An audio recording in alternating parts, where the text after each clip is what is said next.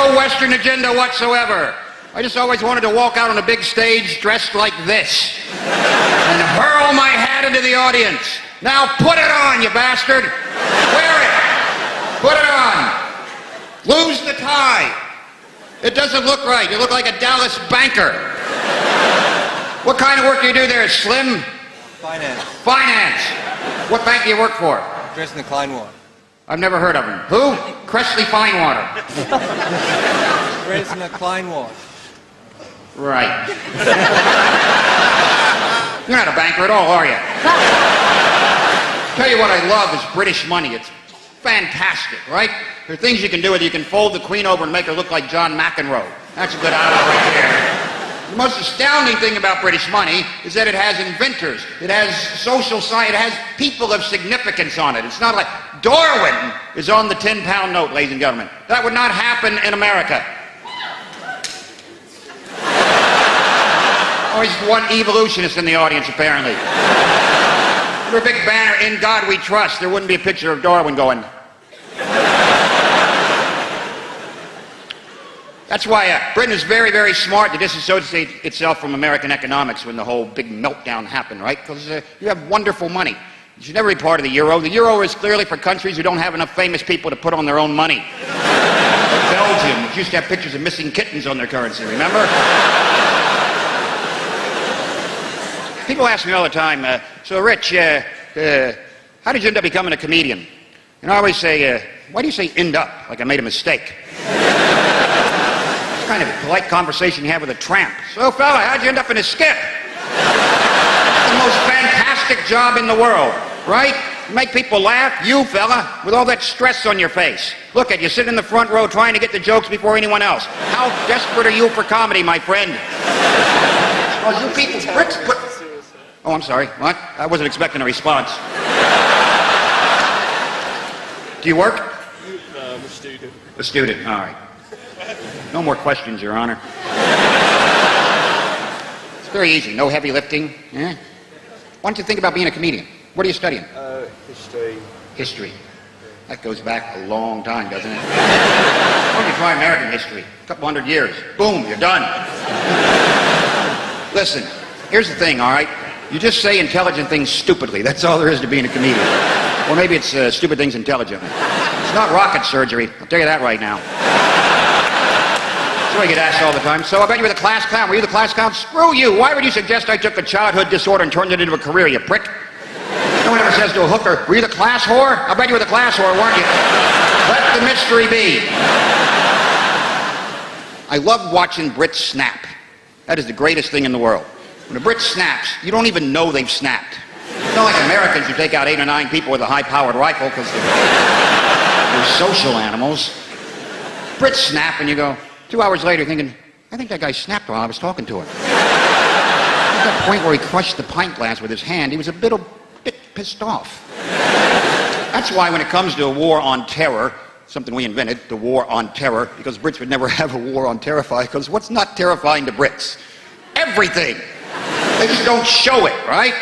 Brit, you've had giants plucking your daughters out of villages a couple thousand years ago. Look that one up, history boy. It's true. So the basic British reaction to anything terrifying is this.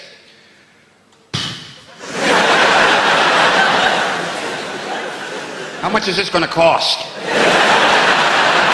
You can't really terrify. That's why I'm pretty sure the war, the whole terrorism thing, I think the terrorists have just kind of given up on Britain, because what can they possibly do, right? Listen, I would never compare the scopes of tragedy of, say, the World Trade Center to the bombs that blew up in London, but the reaction is completely different, right? America still has this entire culture of fear about terrorism. It's basically manifests itself by terror alerts being scrolled across the bottom of the TV screen by color. No explanation whatsoever. Just today's terror alert is orange. Now back to our show. What the hell was that? What does that mean? Orange, that's hunting accidents, roadworks, right? That's not good. It means be very, very aware of terror. So dwell on it now and then. Whereas in Britain, they blow up the buses in London, next day people are back at the bus stop waiting for the bus, right? And complaining about it because they're Brits. Bus is late. I mean, it's late. The one yesterday blew up. Yeah, well, that was yesterday. Today's today. I live in the present and the bus is late. That's why when you watch a Brit snap, right, you got to get really close to them. They'll pick a high street and just corkscrew for a while. That's...